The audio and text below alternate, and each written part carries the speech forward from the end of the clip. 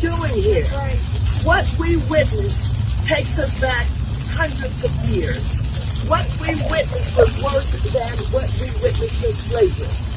Cowboys with their reins again, whipping black people, and all they're trying to do is escape from violence in their country. Images of Haitian migrants being hit with whips and other forms of physical violence is completely unacceptable. I urge President Biden and Secretary Mayorkas to immediately put a stop to these expulsions.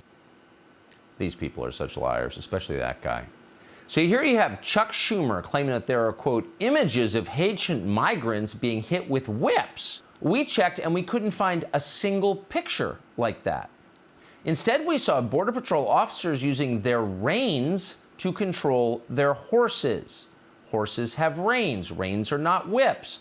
Though if you live in DuPont Circle, it's possible you wouldn't know the difference. At least one Border Patrol agent using a whip and was effectively trying to lasso some of the migrants. I was not aware that whips, which come from the slavery era, were part of the package that we issue to any sort of law enforcement. To me, it does smack of a bygone era of slavery.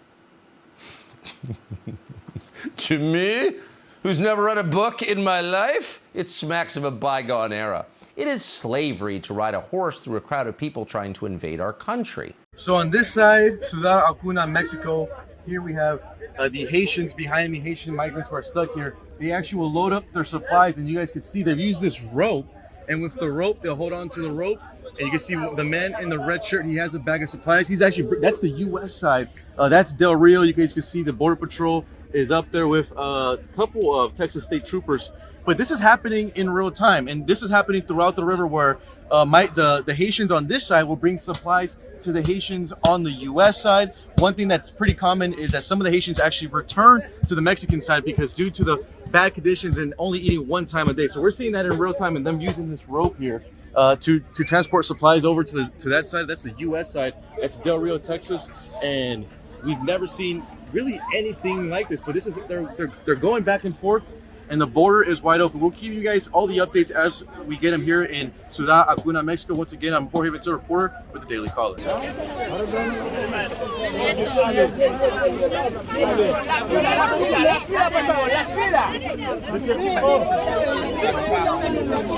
And as you guys can see, the Haitian migrants are now fighting over these cardboard boxes to use as makeshift homes.